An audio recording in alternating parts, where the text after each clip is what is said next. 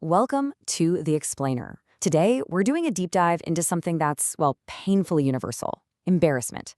Specifically, we're going to figure out why teenagers feel it so intensely, and what in the world that has to do with, of all things, a teacher's lesson plan.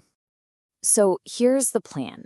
First, we're going to tackle that classic teenage mystery. Why everything suddenly gets so awkward.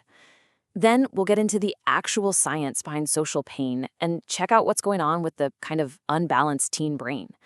And finally, we'll tie all that brain science back to a super practical tool for making classrooms a better place to be. All right, so first up, let's start with a feeling that I'm pretty sure we can all remember, maybe a little too well. You know that moment? The one where you just wish the ground would open up and swallow you whole? I mean, think about it. When you were a little kid, you had this amazing freedom from being self-conscious, right? The world was basically your stage, and you really didn't care who was watching. But then, adolescence hits, and it feels like, almost overnight, something as simple as dropping your lunch tray in the cafeteria goes from being just, a clumsy mistake to a full-blown, world-ending social disaster. So what changed? What on earth happened? Well, it turns out it wasn't about the rules changing, and it wasn't you suddenly forgetting how to function in public. It was your brain. Yep, this whole dramatic shift is all about some very real and very powerful changes going on up there. Think of it like a massive software update that kicks into high gear right around middle school.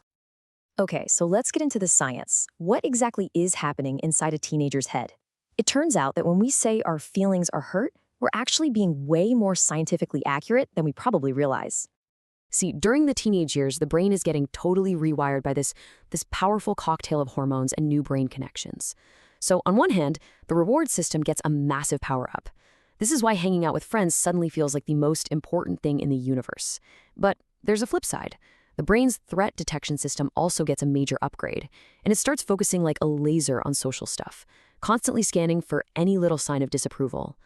To really get a handle on just how deeply this stuff affects us, scientists came up with a really clever and honestly kind of mean experiment.